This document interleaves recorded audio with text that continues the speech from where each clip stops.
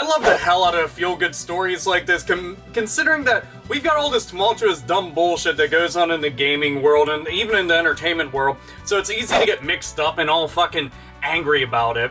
But stories like this, I think, should be talked about, should be shared, and it's a good example that you don't have to completely lose faith in humanity because there are actually good people out there.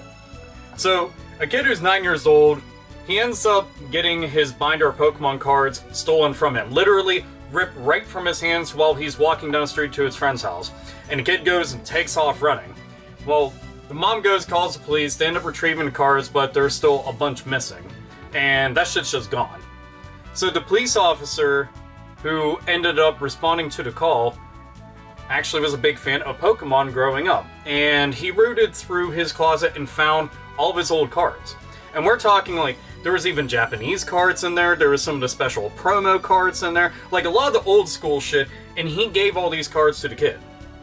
And seeing that, I was like, dude, that was really nice. That was extremely kind, because this is something that he had growing up, and he's getting to go and kind of pass the torch, go and pass this on to somebody that's appreciating it. You know, this kid liked Pokemon, Yu-Gi-Oh, and all that shit. And I know way back in the day, whenever I was into Pokemon, you know, it was like the basic starter set, and then, was it Fossil and Jungle? I think I stopped around like Team Rocket or so. But they had all of those. I know that there were some places that would have the Japanese import cards, and we would see some of the import cards before some of the Pokemon would show up on the TV show and shit. So it'd be like, oh my god, who's that? I remember Meryl was called Peekaboo, for example. But anyway, just seeing that he passed this stuff on to him, just to say, you know, I'm sorry here, maybe this can make up for it, and it was badass shit. I was just like, dude, that's extremely awesome. And one of those things, you know, everybody will talk about the bad shit that happens, like, you know, oh, police officer Witten did this, or this person on this corner of Earth did that, or this stuff's going on. It's stories like this that get glossed over and overlooked big time, and I'm kind of glad that I came across it, let alone get to talk about it, because my experience with Pokemon has always been a positive one. I've loved the hell out of a trading card game. You know, I played it a lot with my friends, so a lot of us collected more than we played, because some of us, we just didn't know how to play. We were like, oh my god, look at this one, it's so amazing, I got a fucking Scyther and it's holographical! You know, and that's extremely awesome, but then we're like, yeah, well, I got an Alakazam and it's even more awesome! But all motherfuckers know that they want a Charizard. Everybody wants a first edition Charizard.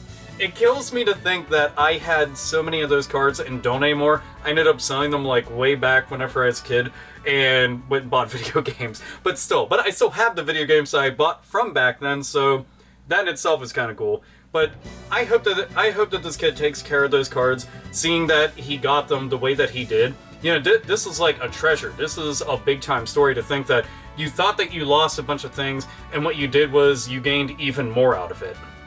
And, I mean, hell, Pokemon cards are still being sold today. I know that they have the online Pokemon trading card game. What I want is another Pokemon trading card game video game, because I like the original Game Boy Color one. That I thought was fantastic. And they made a sequel to it, but they never released it outside Japan. I played a translated ROM of it, and I mean, I poured a lot of hours into it. Also, there was a fast-forward feature on the Game Boy emulator, so I was just cranking through that shit like nobody's business.